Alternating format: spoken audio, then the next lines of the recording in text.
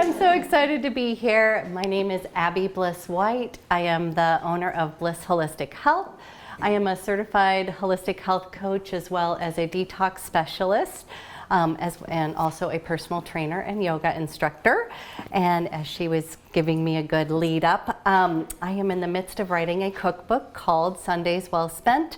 And it's all about spending a few hours, preferably on Sunday, but doesn't have to be. I don't want anybody making that an excuse to not do this, but getting yourself set up so that you can actually live more life to the fullest once you have prepared some of the beautiful, nutritious food that we're gonna be making today, making it easy for you and accessible, as she said, and hopefully fun. So today I wanna share a couple of my tried and true traditions of how to prep for the week ahead, and I'm just kind of hoping that you guys will dive in and ask questions as we go. So first of all, does anybody find, one thing I find that working with clients and even with, as being a detox specialist, one of the biggest challenges is prepping. Prepping is the key to success. And I find that that's one of the problems that most of my clients have. And I just wanted to see if you guys find that we all have good intentions. We all start out, wanting to drink our 8 glasses of water, and we're gonna start out the week, and by Wednesday, everything's foiled. Just wanted to see if anybody feels the same way. Yes.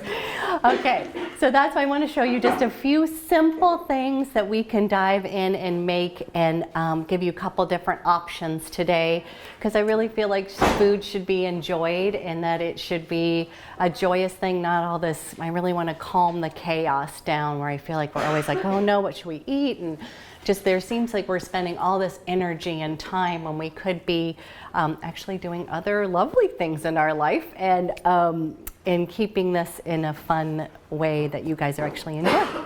Okay, so my big mantra is keep it simple. I think sometimes we overcomplicate trying to make recipes with maybe too many ingredients, or just making it harder than it has to be. So we're going to celebrate beautiful and delicious whole foods, focusing on our fruits and vegetables. Beautiful kale, yes, I'm a kale lover, and I can also share some subs if you guys are not on the kale bandwagon yet, that's okay. And we're gonna have some healthy fats, clean proteins, and eating on a seasonal basis. Okay, so it's essentially batch cooking, and we'll just dive right in.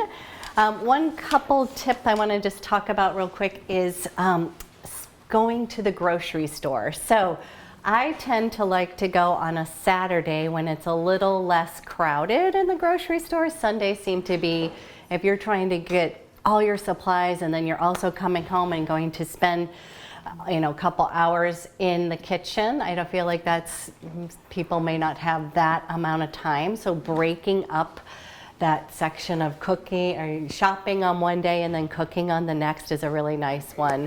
I always say that my husband and I are really exciting because we often do our Saturday night date to the grocery store. But I actually really think it's great because nobody's there. I can kind of just get in and out in about 45 minutes. So I would definitely try to, incorporate splitting the days up.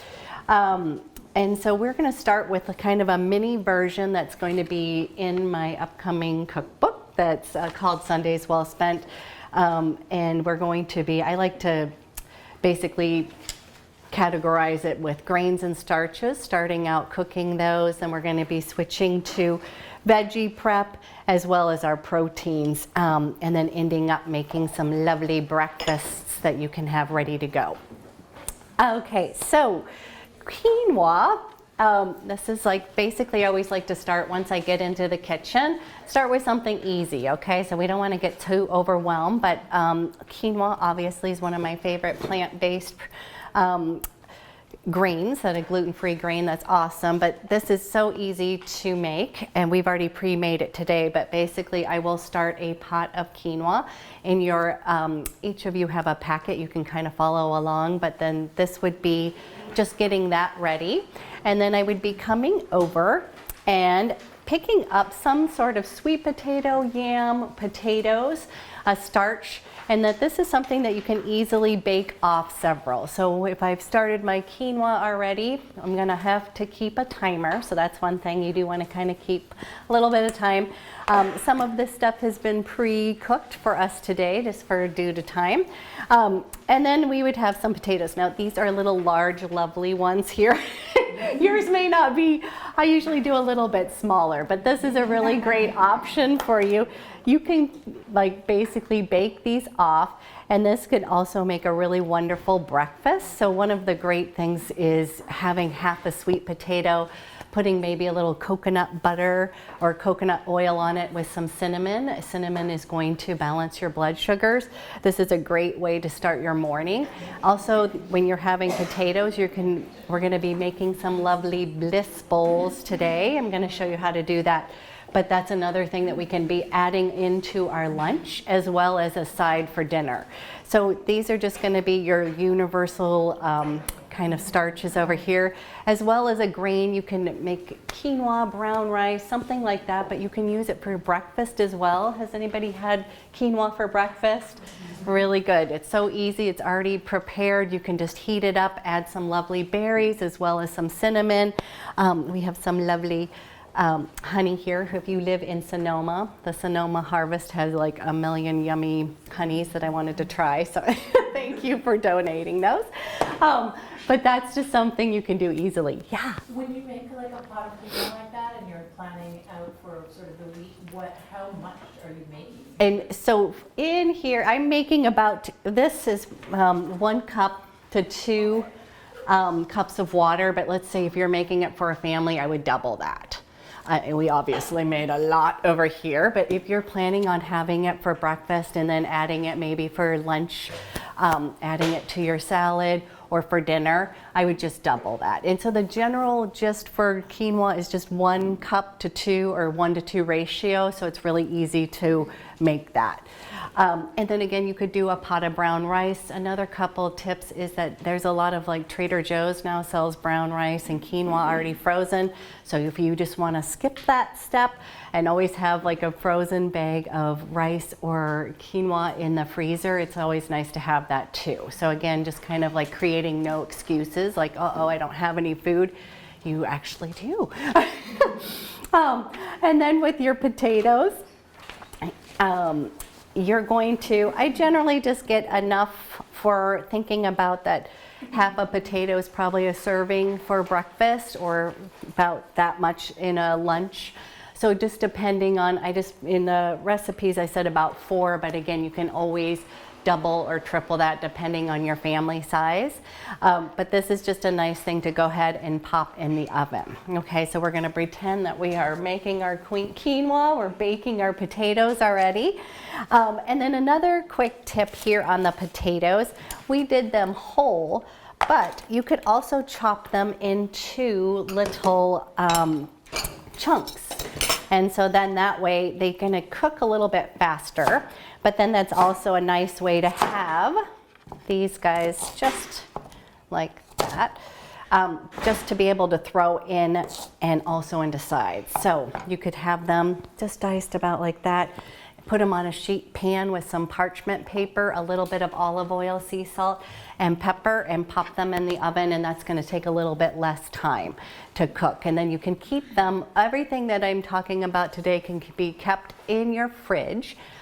Glass containers are a key, up for a week, okay, up for 5 days, but you're pretty much gonna be eating it by the end of the week. You shouldn't have any leftovers left. Okay, so one of the other things we're going to be doing is we first started with our quinoa and our starch, then we're going to move on to prepping our proteins. Okay, so I want to make a really great, easy maple Dijon chicken today.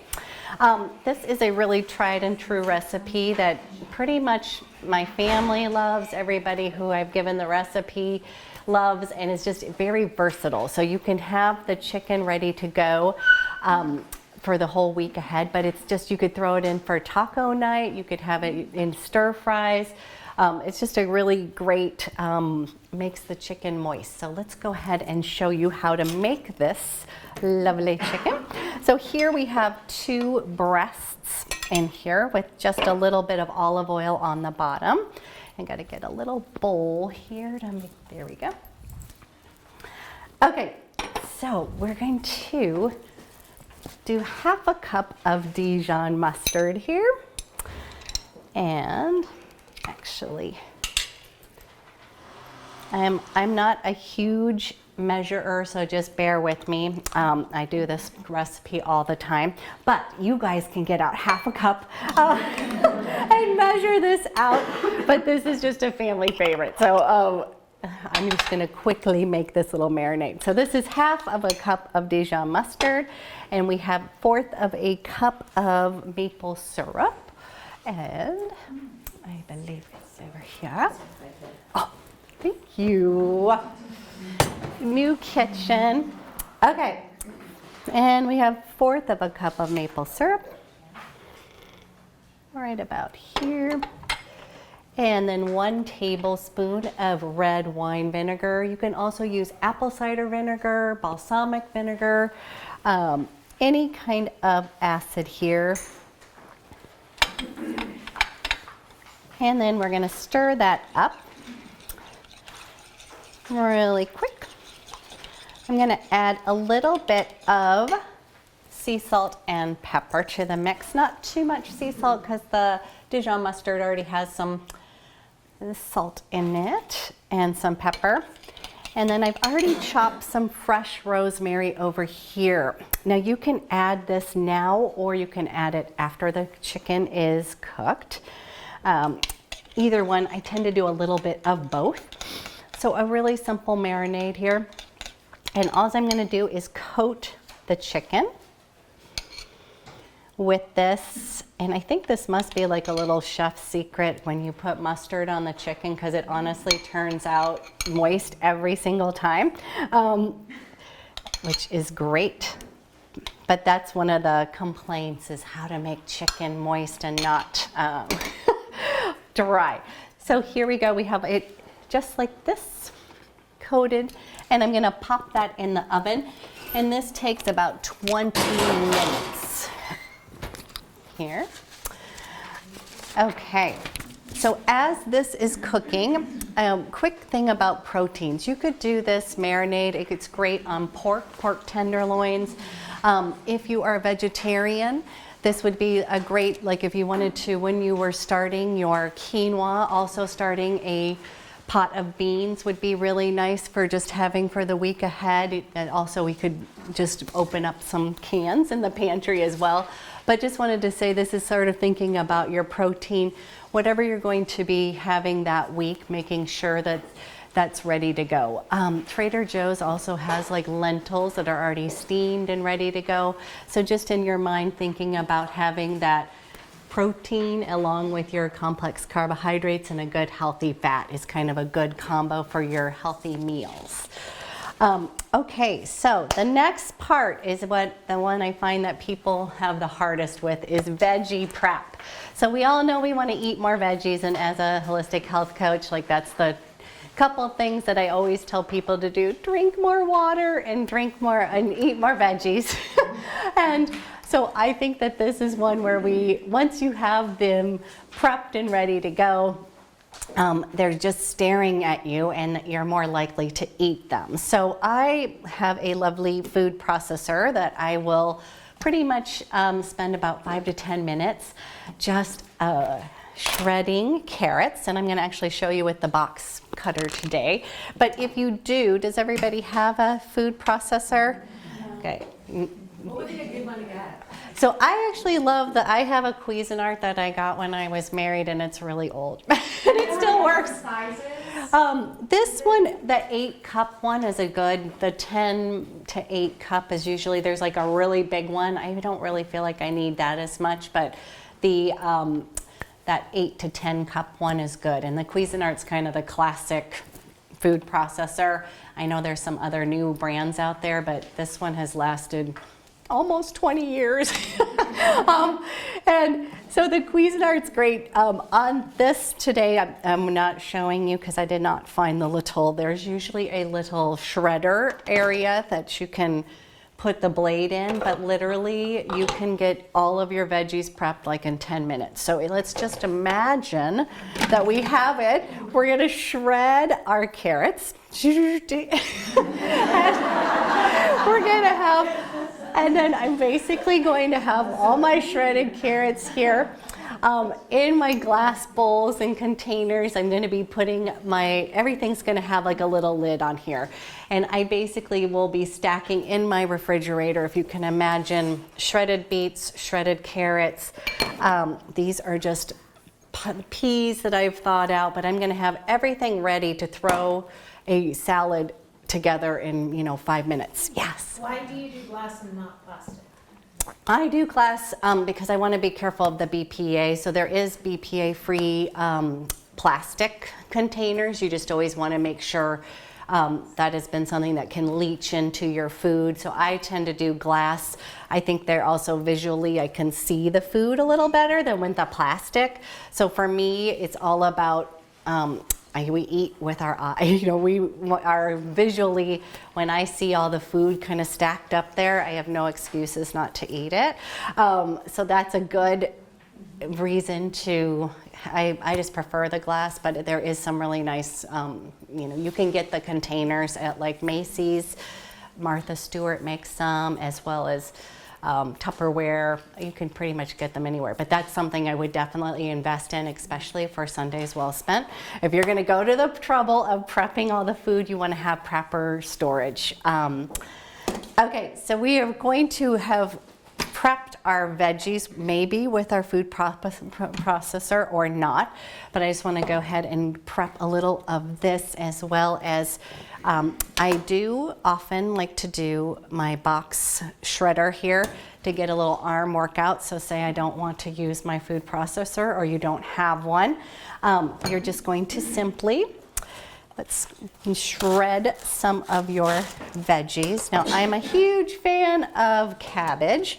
This is one of these foods that's amazing for your skin and your digestion, but basically I'm going to just give it a nice little chop. This one's extra shredded, or you can just go on the side here. Does most people have a box shredder? She's over there, you're looking like, do you have one of these? Yeah. I just want to make sure, if you have one of these, this is a nice way to just get all of your, I want to just do that. Another thing too is there's a mandolin that you can buy for like $12. Have you seen the mandolins that are just, you literally put the veggies on and you do like that. So you can spend a lot of money on those, or a little, but those are great too. I have one of those and it's really great, like for shredding things like cabbage, things that are kind of soft. The cheaper ones, you're not gonna get like the fine little sweet potato fry area. That's gonna be more, but the cheaper ones for things like cabbage and lettuce and stuff is wonderful. Okay, or you could just simply use a knife and cut.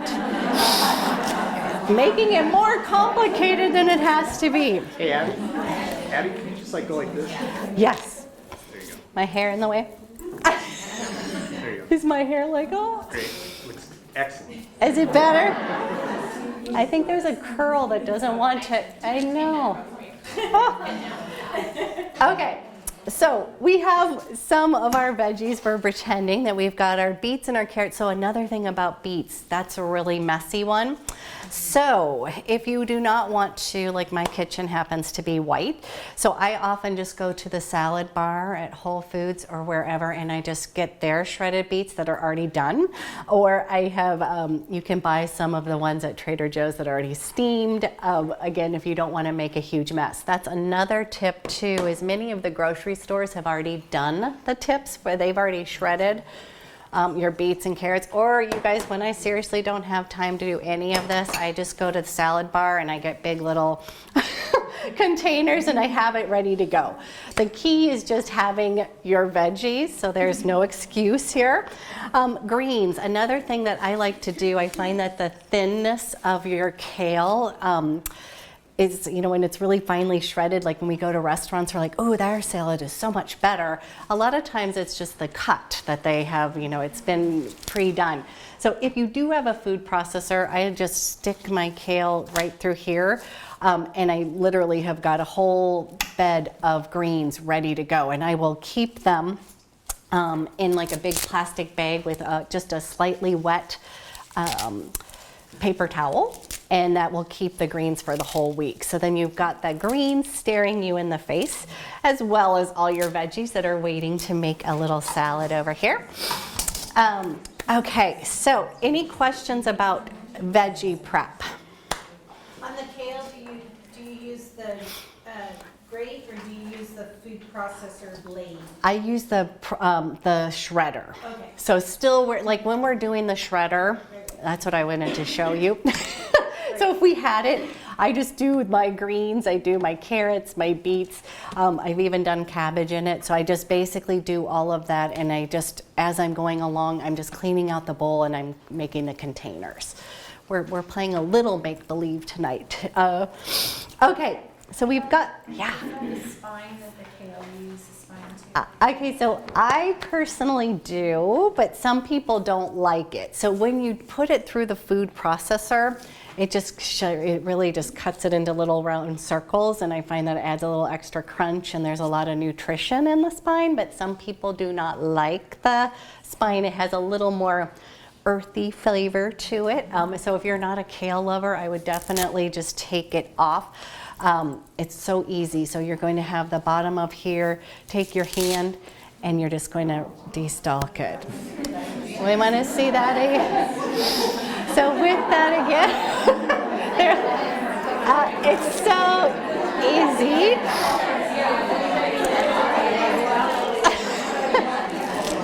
So again, one more time.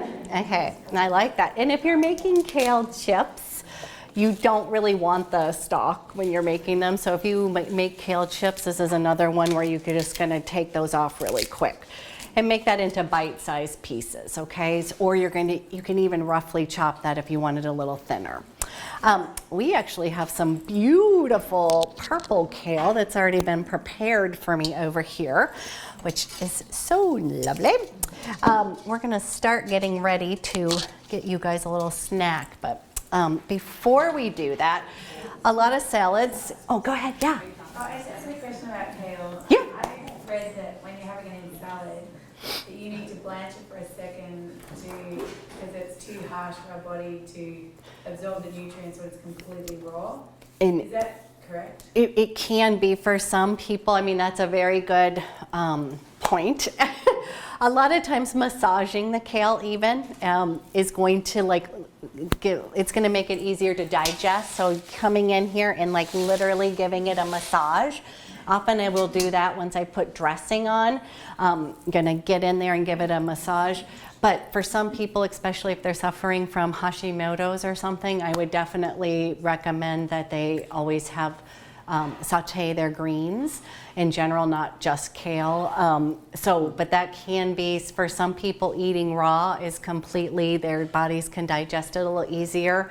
So I kind of have to see, like my husband, he cannot kale. He always thinks I'm trying to kill him, like, you know, I'm trying to choke him or kill him with the kale, when I'm not actually, but he cannot digest it. If it's sauteed, he's fine.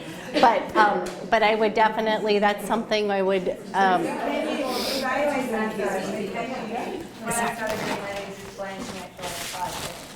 yes.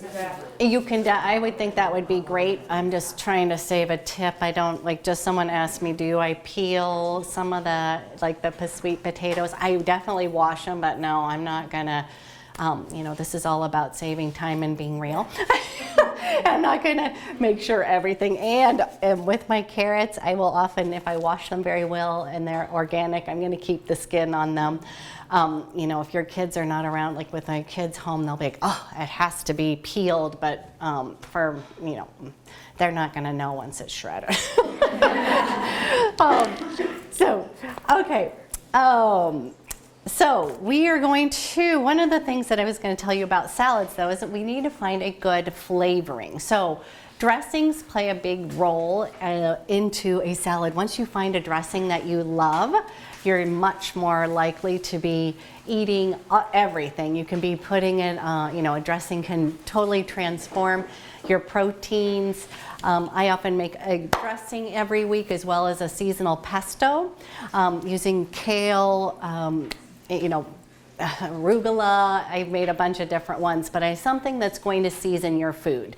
It seems like many of you probably have kids. Mine are teenagers, but they still like everything plain.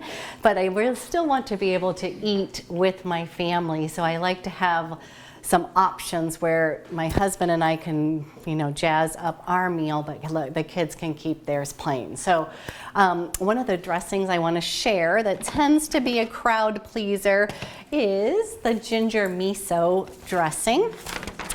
And it's so easy to make. So do you guys make your own dressings or do you buy them? A little of both? I would buy it if I could find a good one. Today Sonoma Harvest has provided they had some really interesting dressings. So they have the honey balsamic dressing that I think would be lovely. I'm gonna whip up a quick ginger miso just to show you. Also wanted to say miso is one of these fermented tofu or fermented soybean products that's really good, loaded with probiotics, so there's a reason why I always want to be putting that in. It has ginger in it, and it's super good and easy. So what it is 2 stalks of green onion, and I'm just gonna be making it in the food processor, but you can definitely make it in the refrigerator. And don't worry, I'm gonna feed you soon enough. I just have to get a little dressing here. Okay, so here I have put 2 green onions, the whole thing. And then I'm looking for my ginger. Here it is. Love ginger. You guys a fan of ginger? Yes. Okay, good. Are you? Just a little? Don't be afraid of it. There's not a whole lot to it. You can even eat the peel. It won't kill you. I'm going to give it a little shave, but maybe if a little is on there, don't worry about it. But it's really wonderful for your digestion. And keeping it in the freezer is a great tool, because in meals, I'll keep it in the freezer. I'll bring it out, and then if there's a zester, it's already hard. And I will just simply, if I'm sauteing, like doing a veggie stir fry, I'm just gonna go like this, and it's gonna be really hard and easy to get over it. Because you know how sometimes it has strings and it's hard. So keeping it in the freezer is a really nice thing. And it's also easy to peel with just a spoon. If I can find one. But if you just take like a spoon, you can just peel just like this. And the peel will come right off. So nothing to be scared of the ginger. It's not that, it looks a little funky, but okay, so we're gonna put a little nub of our ginger in here. And to that, I'm going to be adding 1/4 of a cup of miso paste. Now, miso paste is, you can find this, does everybody know where to find this? Okay, so in the produce area where the tofu is, sometimes it's not in the produce area, but like where you'll find tofu, usually on the top shelf you'll find miso paste, and there's different kinds that you can get. This is the mellow white miso, but there's red misos, there's several different kinds. But it's a really great flavoring agent. It's gonna really make this dressing pop. And Do you use different types of miso interchangeably? Like, what would you use? like when I'm first starting out, if people are kind of scared of miso, I always say start with the mellow. They're not that much different, but the red has a little bit more oomph to it. So I would always start with the mildest version. It just kind of adds a nice little taste to it. And The white's sweeter, isn't it? what's that? Is the white sweeter? It's a little bit sweeter than, because they think like the red one's a little, would you say earthy or, it's not spicy, but it definitely has a more, if you do not like if you've had miso soup, like a Japanese recipe, it's usually made with more of the mellow white one. Okay, so we have about 1/4 cup of our miso paste in here, and then I'm going to be adding in 1/4 cup of water. Thank you guys for bearing with me when I'm not in my normal kitchen here, finding everything. Okay, and then we are going to 1/4 cup of olive oil, and she already had this over, I believe. Oh, here we go. Okay, I'm gonna stick with this one, but I wanted to just mention that the Sonoma Harvest, they had these really awesome blood orange olive oils. I'm like, as well as this elderberry white balsamic. So another dressing that's super easy to make would be a combination of these two with a mustard. That's an easy vinaigrette. Okay, so I'm going to so it's 1/4 cup, 1/4 cup, and 1/4 cup. So 1/4 cup of water, 1/4 cup of miso paste, and 1/4 cup of olive oil. And to that, I already had scallion, ginger. I will need the juice of a lemon. And I'm just gonna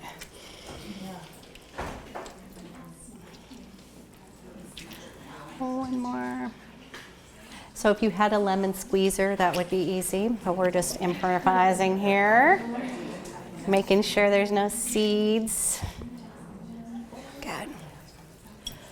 Okay, and then we are just a little bit of honey. Good, I get to use one of the honeys. Excuse me. Okay. So again, I can't wait to go to the store because there's like the Eureka lemon honey here. Ooh. And I'm just gonna add about just a little drizzle here. I don't want it to be too sweet, but I definitely want to make. Okay, we're just gonna whiz this up really quick for a super easy dressing. Turn this on. Oops. Maybe not.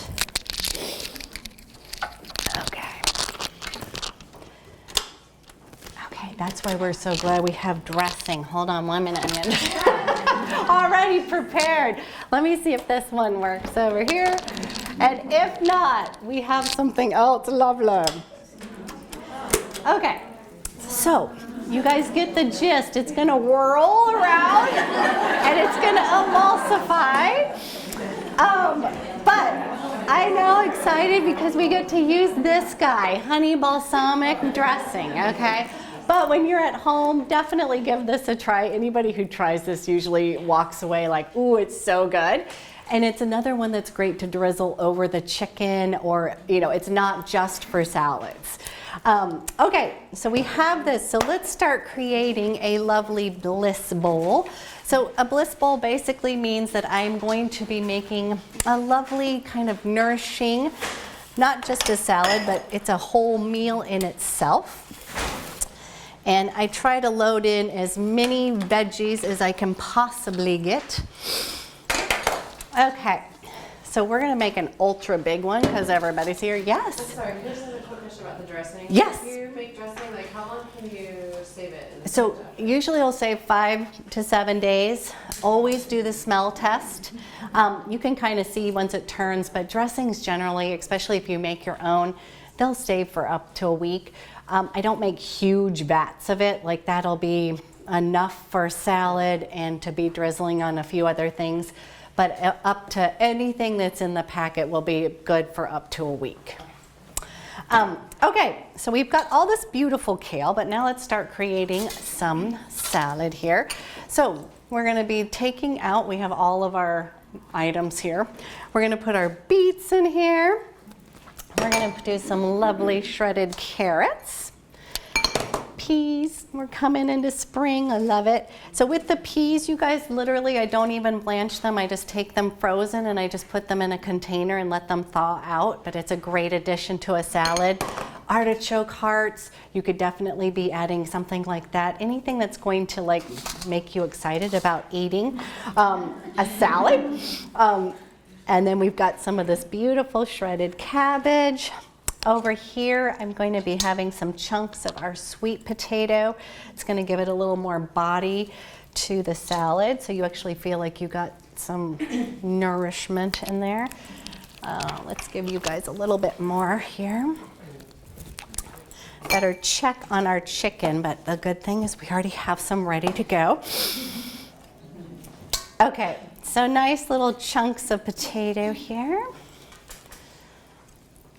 Okay, and then we've got our chicken over here. Doesn't it look pretty? So you guys, this is just so great to have ready to go.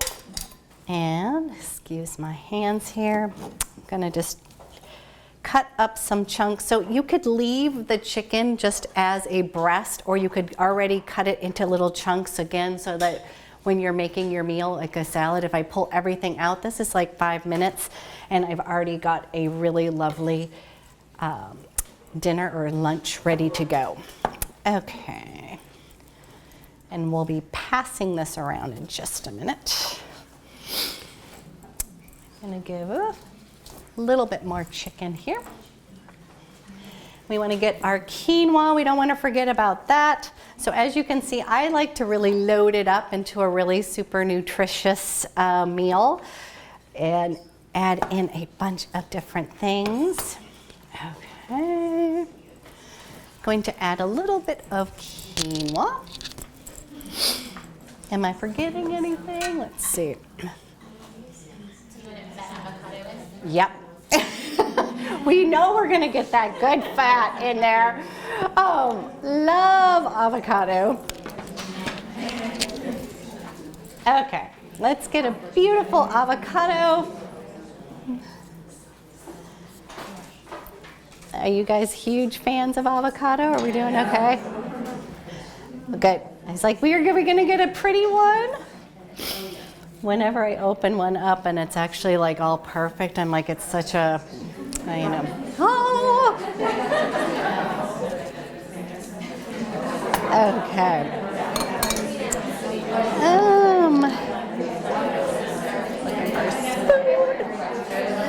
Sorry, you're so sweet.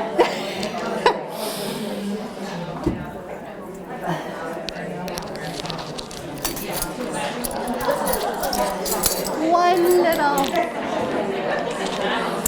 Okay, we'll get some. It's like, if there's a spoon, it works a little better. But, okay.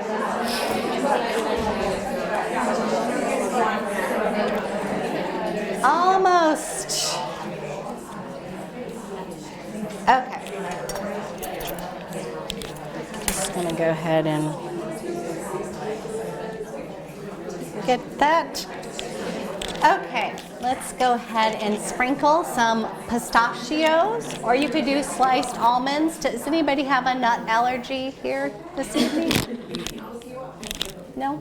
Okay, we'll do a little bit of pistachios. Okay.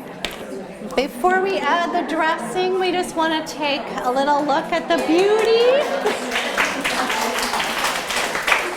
And this is a really large one. I do not normally eat that much, but I don't. Okay, we're going to use the honey balsamic dressing.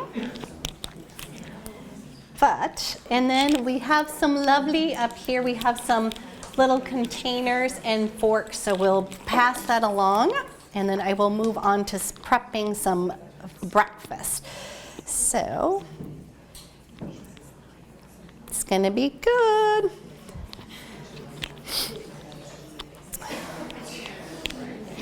Okay. I'm gonna go ahead and toss it for you guys.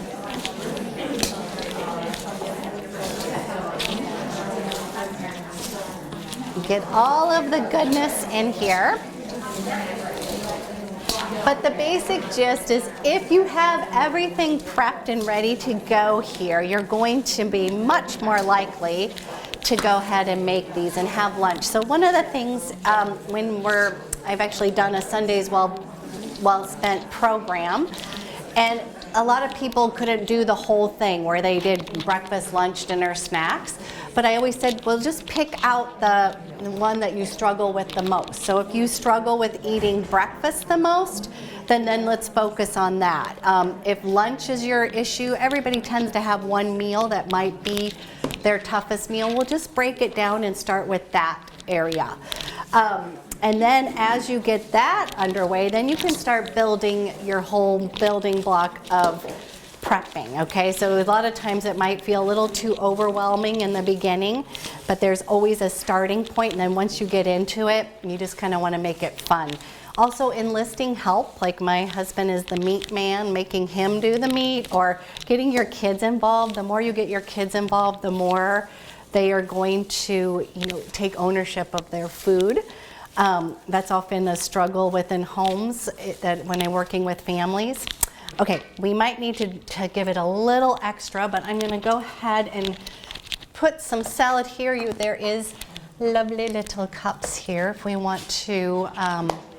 Actually, do you want me to pass that just so it goes around? Yeah, I already come help. Okay. Oh, yeah. Oh. Sorry. Just a little, perfect. Okay, so we've got our dressing and we've got our salad, but now we want to circle back around to breakfast, okay? So we've done all of that and we're going to put all of it in our refrigerator, and we're just looking at its beauty because it's going to have all these beautiful colors, because you always want to try to be eating the rainbow. And then we want to focus on breakfast. So breakfast can be a tough one for many people. They get busy in the morning and it's just easy to forget, but I am a breakfast pusher. I feel like it is one of the most important meals. So we are going to make some overnight oats, which is just easy to make. You could also be making chia pudding, smoothies the night before, but basically having something ready so in the morning when you get up, that's not something that you have to be thinking about. It's just waiting for you. So one of the easiest things you can do is, we're going to do about half a cup in each of our little guys of rolled oats. You could also use steel cut oats, like if you like them a little chewier, that's fine, and you do not have to cook them, but they will be they'll definitely be chewy. You were saying your husband, even with this one, had a little tougher time. Okay, so the fun thing about this is that you can really customize, and this is another one that's fun to get with your kids, get them involved in the process. Kind of just make it just a little more even. Okay, so half a cup of your oats here. Then we love our cinnamon, so we're going to be topping each one with a little bit of cinnamon.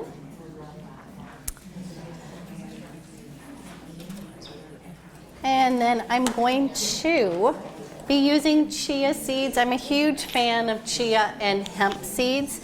So this is going to make your overnight oats just a little bit gelatinous. Has anybody had chia pudding? Do you love it? So I do add just about a teaspoon in the overnight oats, but just know that it will get a little binded. So if you do not like that kind of pudding, I would skip that part of it. But in the recipe, I did include it. So we're going to add about a teaspoon here. And then to that, we'll add some almond milk, or whatever milk. So if you wanted any regular milk is fine, but if you're doing a non-dairy milk, almond milk, hemp milk, in your favorite liquid. What do you think of coconut milk? I love coconut milk. So definitely it's a good fat, good milk. And if you want the kind in the can, or are you talking about this kind? We started putting in our coffee at work a little bit. Yes. I am a big fan of we need to become friends with fat. I spent many years on the fat-free train, and now it's just like laughing because we need to embrace the good fat. And coconut milk is one of those really good ones. Super nourishing, and it's really great if you make it with make chia pudding, or these would be amazing with that. So I'm just going to top it just slightly above the halfway mark. And yeah, no, go for it. So I know that there are different types of. Yes. Because, for example, I recently discovered latte at Starbucks with coconut, and I'm like, it's really sweet and it's really good. And I'm like, I know, I don't want to be, I don't want to be the buzzkill, but that milk, no. Starbucks, it was a good try, but they just missed it. It has other little additives and such. So when you're looking for coconut milk in the can, there's one that's called Simple, like it doesn't have any additives to it. I'm trying to think of the brand. I will, if I get your email, or I will let you know the brand of it, but there's one that doesn't have any extra additives. What is it? So delicious? It's no, this one's in a can, but it doesn't have any extra additives. The one at Starbucks, like, it was a good try, but yeah, exactly. Like it's so delicious and it's so like unsweet and coconut, or is this okay? Any of these milks, one of the things that we want to be careful about any of the milks is the carrageenan or carrageenan.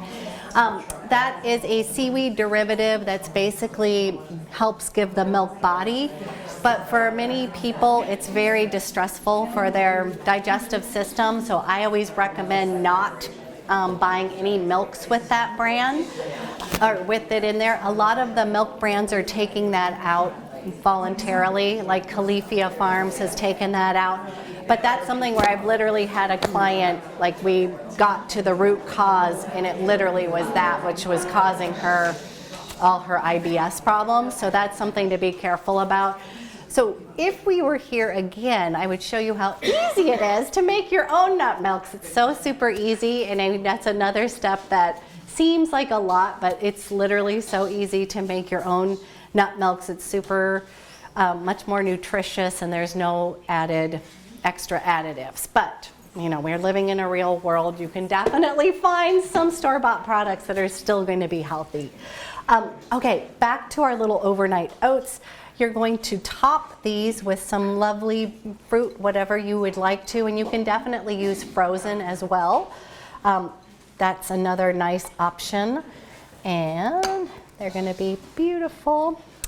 So then in the morning, you can definitely heat these up, or you can just eat them cold. So it kind of depends on what part of the year it is. Sometimes when it's cold in the morning, it's not like we want to be eating cold smoothies and cold these overnight oats, but it's going to be ready to go. You could add a little honey to this to make it a little sweeter, but the cinnamon helps. We would just put our cap on here, stick them in the fridge, and voila, they are ready to go.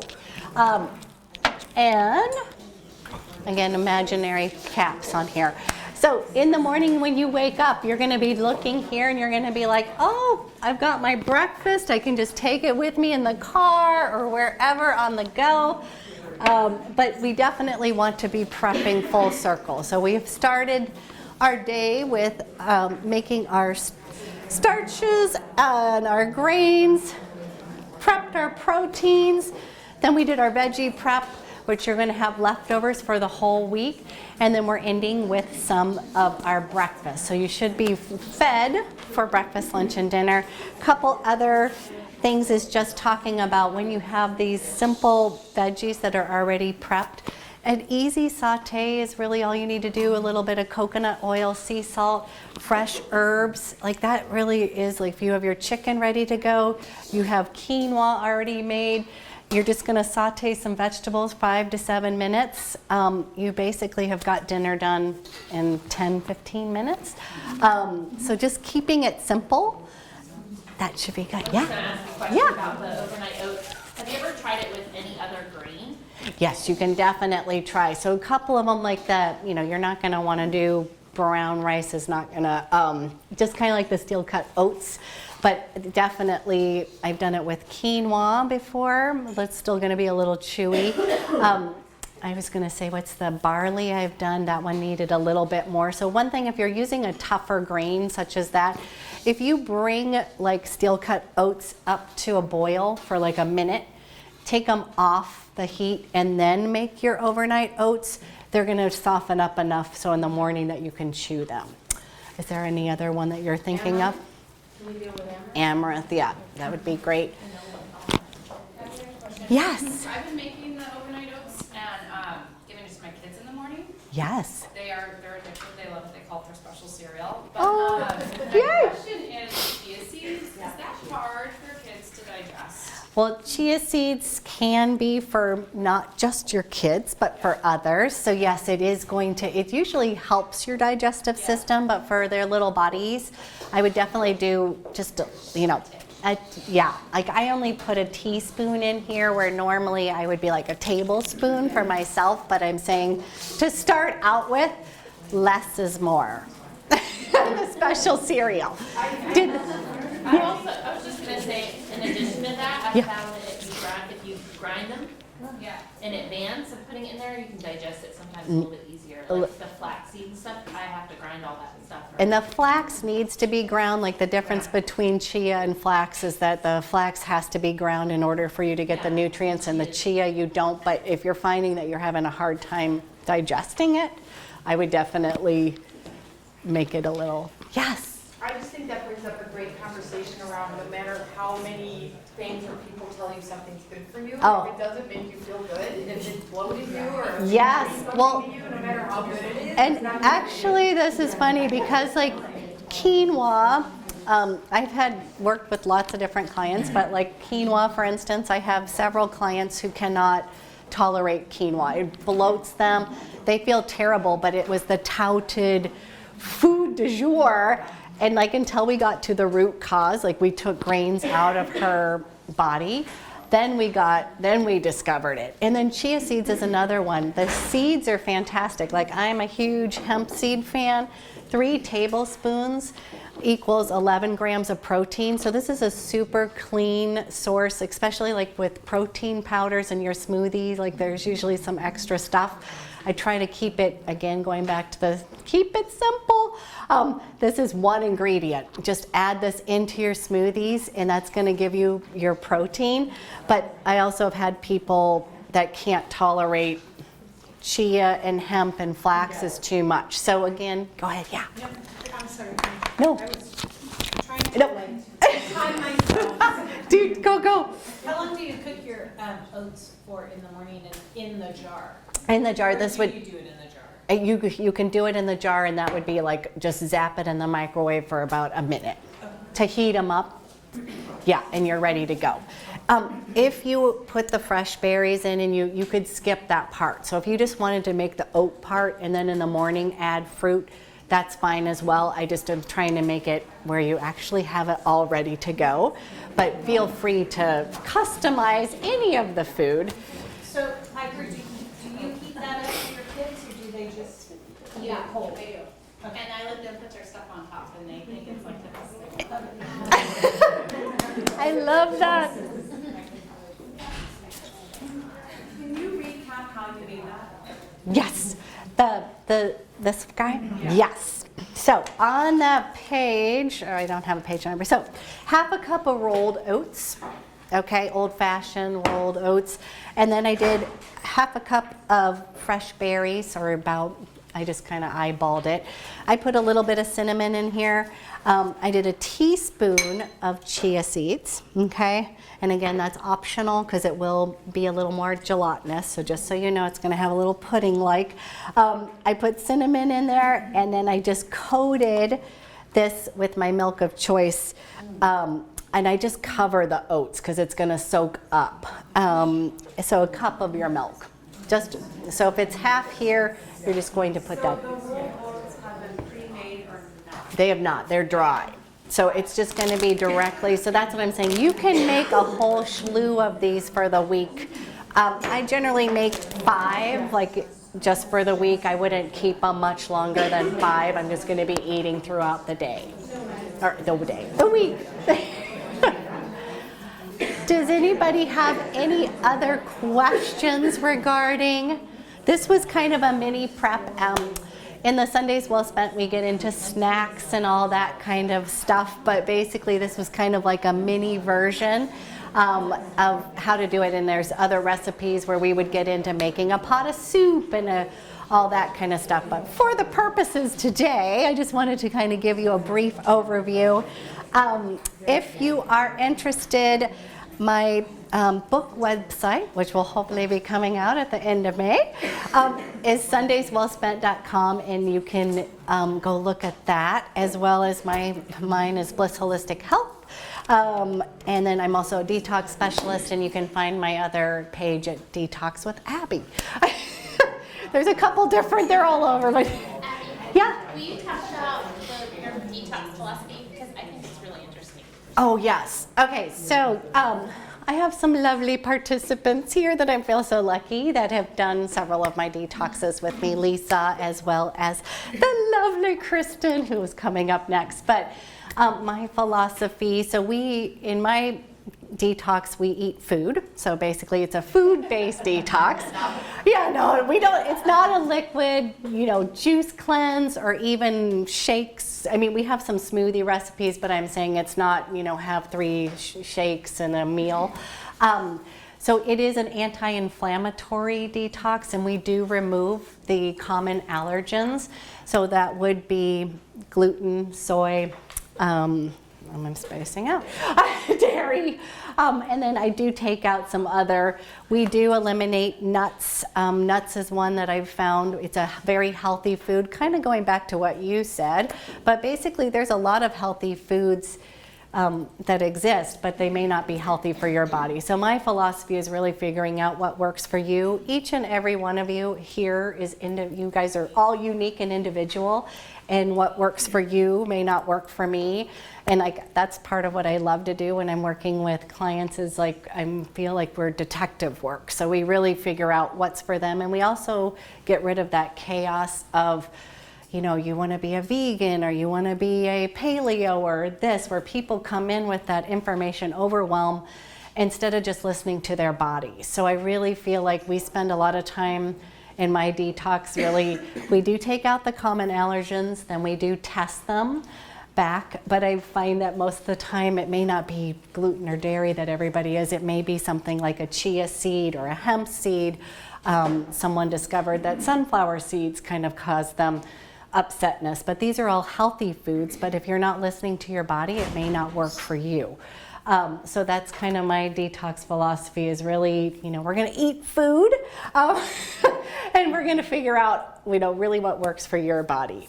I met you this morning, and Yes. one of the reasons I was really interested in hearing you speak was because you were going to talk about, iPod. Yes. Speak about also hormonal balancing and how your diet actually influences that. Exactly. So one of the things about my detox too is that I am a hormonal balance coach, and I have studied with Dr. Sarah Gottfried, who wrote the Hormone Cure Coach, if you know her, as well as a certified coach with Dr. Alejandro Unger, who wrote Clean program. So from that, and then with working with many people, the detox is basically created in a way that's going to be balancing your hormones. As we take out the common allergens and reduce inflammation in the body, we're automatically going to be shifting into some balancing of our hormones, as well as there's certain foods that are much more hormone balancing, so you will find that as part of in my detox too. So a lot of the foods that we're even including today, like the cinnamon I was bringing up, but this is another one that's going to be balancing blood sugars. That's a huge one for hormones. So a couple of the things is just quick, because we're going to be doing a hormone segment. Yeah, so I was gonna say, so our schedule ad is, that's Tuesday morning. First thing in the morning is she's gonna go into the hormonal balance talk. That's coming. Yeah, so I know, and then I was like, I'll mention some, then I see yours, I'll mention some, but some common things is food and diet really plays a role into your hormones. You know, caffeine, alcohol, any of those kind of stimulants.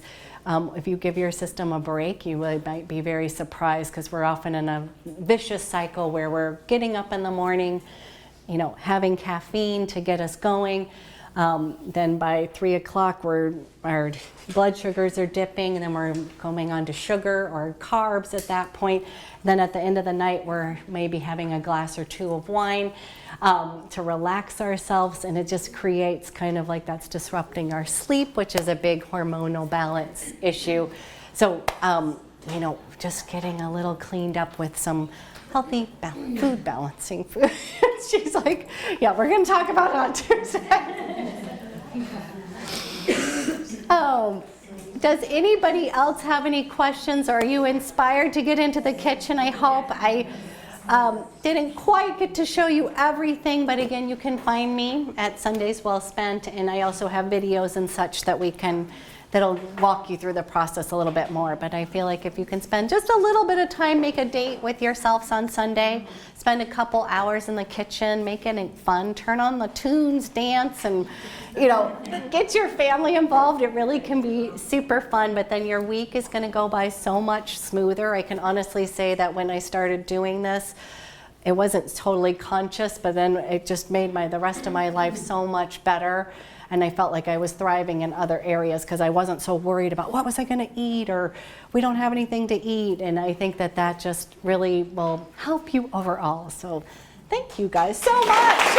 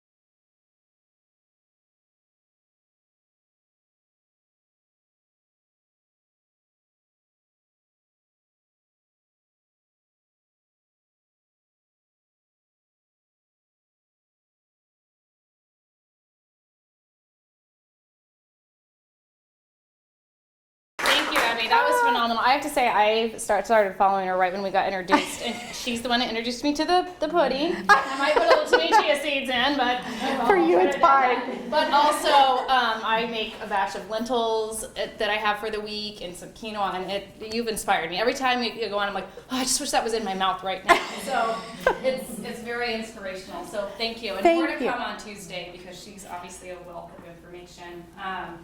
And she's here. So if you have any questions, I know that's what's really neat about this conference is our speakers are here for the conference, and that's an opportunity for you just to have that intimate ability to connect and network with them. So we're going to transition on to the next part of our cheese day. and wine.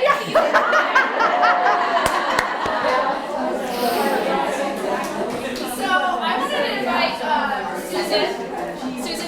Susan Tuck. I'm putting you on the spot. I know we're I don't know. You're not talking about, we want to give you a thank you.